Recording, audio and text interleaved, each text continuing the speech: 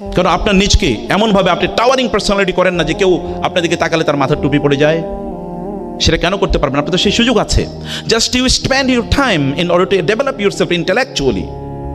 আপনার নিজকে আপনি তৈরি করার জন্যে আপনি সেটা করুন। যেই জাতির সর্বপ্রথম শব্দ হলো ইকরা, সেই জাতি না পড়ে থাকে কিভাবে?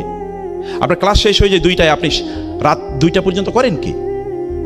আপনি সকালবেলা কেন ঘুম থেকে উঠতে পারেন না? যে ব্যক্তি কোনো ডক্টর, মেডিকেল ডক্টর, সকালবেলা তিনি স্টুডেন্ট মেডিকেল কলেজের, তিনি সকালবেলা ঘুম থেকে উঠতে পারেন না সূর্য ওঠার আগে, এটা আমাকে বিশ্বাস করতে হবে? এটা আমাদেরকে স্যারকে বিশ্বাস করতে হবে এই কথা?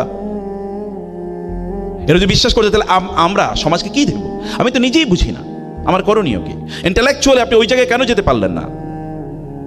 সে ব্যর্থতা কার? সে দায় কার? আল্লাহ রাসূল কি এই কথা বলেন নাই যে ব্যক্তি সকালে ঘুম থেকে উঠতে পারে না সে ফাসবাহা মানে ফাসবাহা খাবিসান নাফসি কাসলান, যখন সে ঘুম থেকে উঠে সূর্য ওঠার পর তখন সে একটা খবিস অন্তর নিয়ে ঘুম থেকে উঠে। খবিস অন্তর, খবিস অন্তর বুঝতে পেরেছেন তো? একটা খুবই খারাপ মানুষের মন নিয়ে সে ঘুম থেকে উঠে এবং কাসলান, তখন উঠেই বলে আরে ঘুমাইছে কিন্তু 8 ঘন্টা, মাথাটা জিনজিন করে, পিঠটা ব্যথা করে, পাটা ব্যথা করে, কারণ ঘুমের সময় ঘুমায় নাই। হয় কিনা এরকম বলেন? অথচ আপনি একটু আগে ঘুমিয়ে দেখেন যে কি পরিমাণ আপনার অবস্থা হয়। হ্যাবিটস আর টু বি গ্র্যাজুয়ালি ডেভেলপড। আপনি হ্যাবিট করেন যে আমি, এবং ডিসিপ্লিন মেনটেন করেন যে আমি প্রতিদিন এই সময় ঘুম থেকে উঠবো, আমি প্রতিদিন এই সময় ঘুমাতে যাব, আমি প্রতিদিন এই সময় খাবো।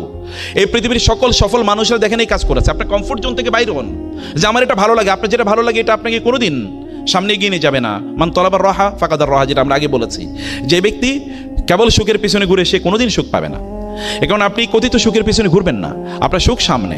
এই সামনে সুখের জন্য আপনি সময় দেন, সেখানে আপনি আপনার নিজকে সেই জায়গায় আপনি ব্যবহার করেন। এবং যেটা করবেন একটা জিনিস কমপক্ষে 10 দিন। আল্লাহ রাসূলের কাজ কি ছিল? কানা আহাব্বুল আমালি ইলাল্লাহি আদওয়ামুহা ওয়া ইন কাল্লা। রাসূল সাল্লাল্লাহু আলাইহি ওয়াসাল্লাম যেটা করতেন এটা কোনোদিন ছাড়তেন না, কম করে হলেও তিনি সেটি করে যেতেন। আপনি যেটা করছেন এভরিডে, ডু ইট এভরিডে। কেবল আগামীকাল পরীক্ষা, অথবা আজকে রাতে আর কোনো ঘুম নাই, এরপরে 7-8 দিন কোনো পড়াশোনা নাই, কেবল নেটফ্লিক্স, ফিক্সড অন নেটফ্লিক্স, তাই না? নো, এটা না। বরং আপনি যা করছেন গ্র্যাজুয়ালি করেন। আপনি দেখেন না, ইসলামের কোনো কাজই এরকম না। আপনি নামাজ প্রতিদিন 5 ওয়াক্ত পড়তে হয়। কোরআন তেলাওয়াত যদি না করেন আপনার স্পিরিচুয়াল গ্রোথ হবে কীভাবে?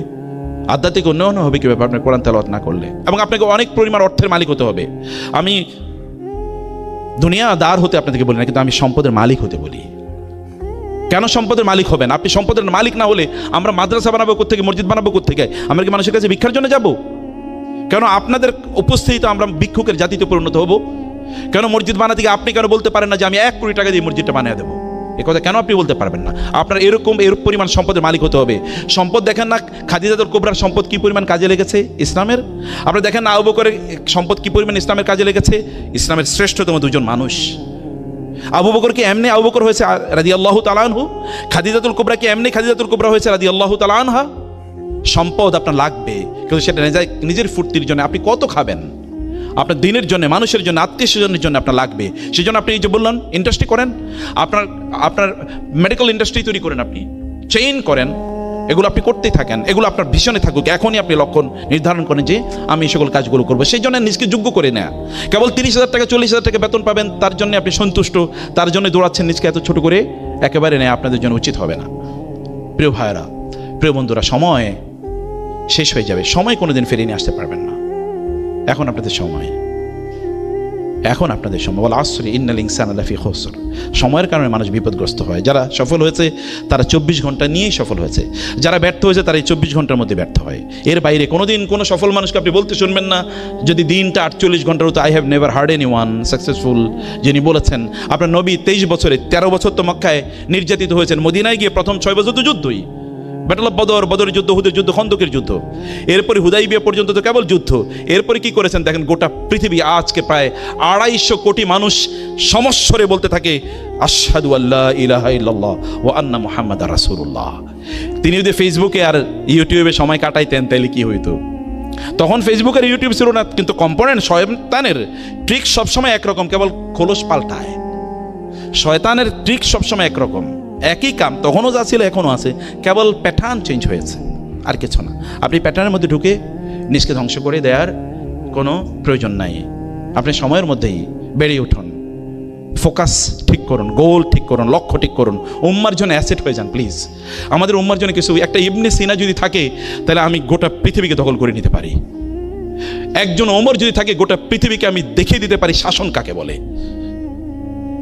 একজন আবু বকরকে যদি আবার পাই গোটা পৃথিবী, তখন এই আবু বকরের স্পিরিচুয়াল আলোর কারণে, তার এই আলোর, তার জ্যোতির কারণে গোটা পৃথিবী আলোকিত হয়ে যেতে পারে। একজন আল গাজালি, আবু হামিদ আল গাজালির মতো যদি ব্যক্তি পাই আমরা, তাইলে এই গোটা পৃথিবীর যে এখন আধ্যাত্মিক শূন্যতা তৈরি হয়েছে তা দূর করে দেওয়া যায়। একজন শাহী ওলিউল্লাহ মোহাম্মদ দেশে দেহলবির মতো ব্যক্তি যদি পাই, তাহলে গোটা পৃথিবীর যত আর্গুমেন্টস আছে এগেনস্ট ইসলাম মুহূর্তের মধ্যে এগুলো ধসিয়ে দেওয়া যায়। তাহলে আপনারা কেন হতে পারবেন না? আপনারা তো তাদেরই উত্তরসূরি, সেই যোগ্যতা আপনাদের মধ্যে আছে। কেবল টাইমটাকে ব্যবহার করা লাগবে, কেবল সময়টাকে ব্যবহার করা লাগবে।